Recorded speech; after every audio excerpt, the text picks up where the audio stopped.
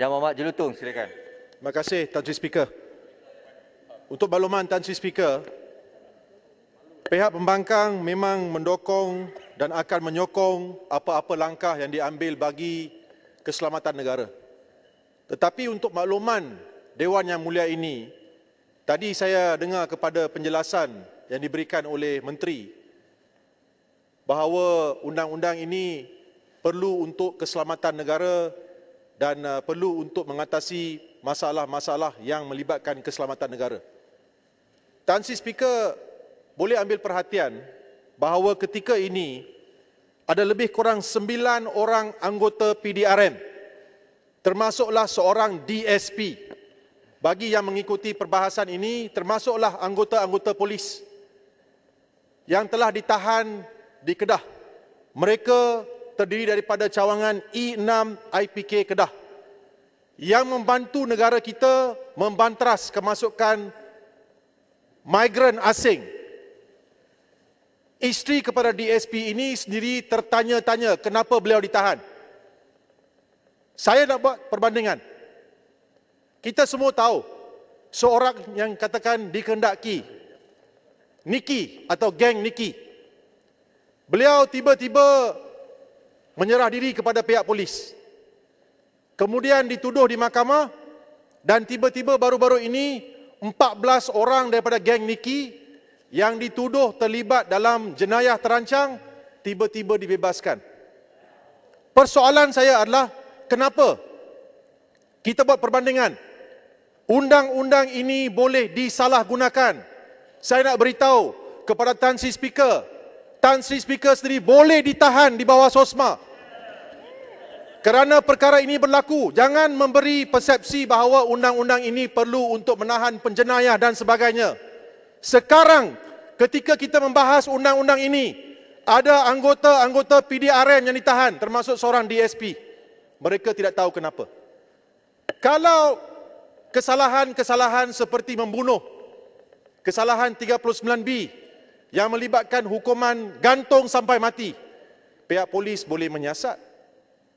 Dalam masa sehari dua, 24 jam, boleh dibawa ke hadapan magistrate.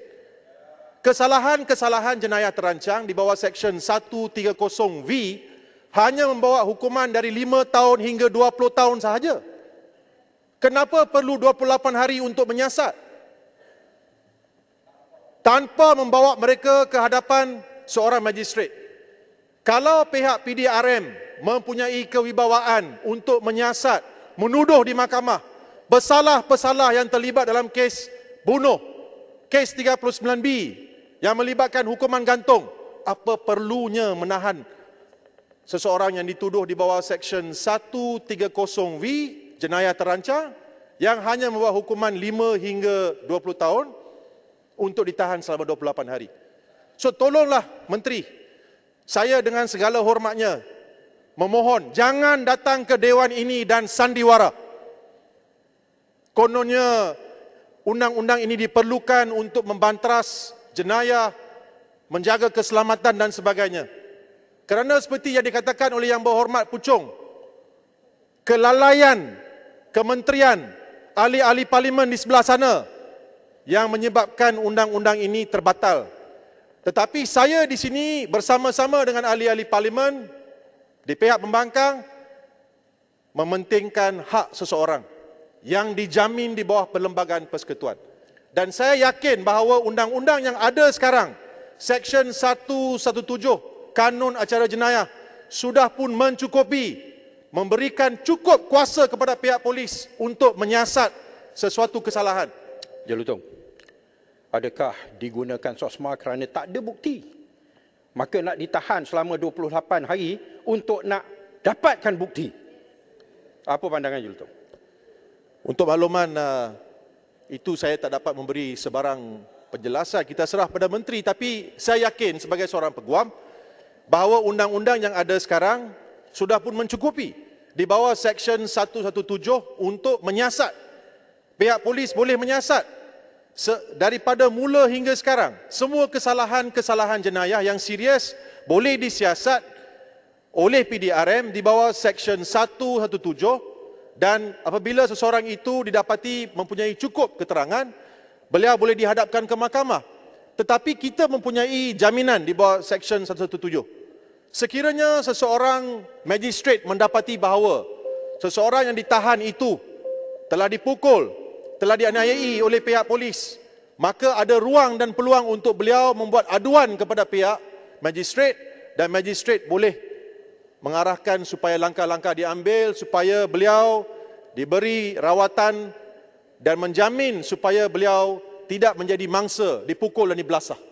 So saya di sini, Tan Sri Speaker, ingin membantah dan ingin menyatakan bahawa undang-undang ini ataupun usul ini tidak seharusnya dibenarkan kerana seperti yang dikatakan oleh Hang Tuah Jaya, ini bukanlah substantive motion.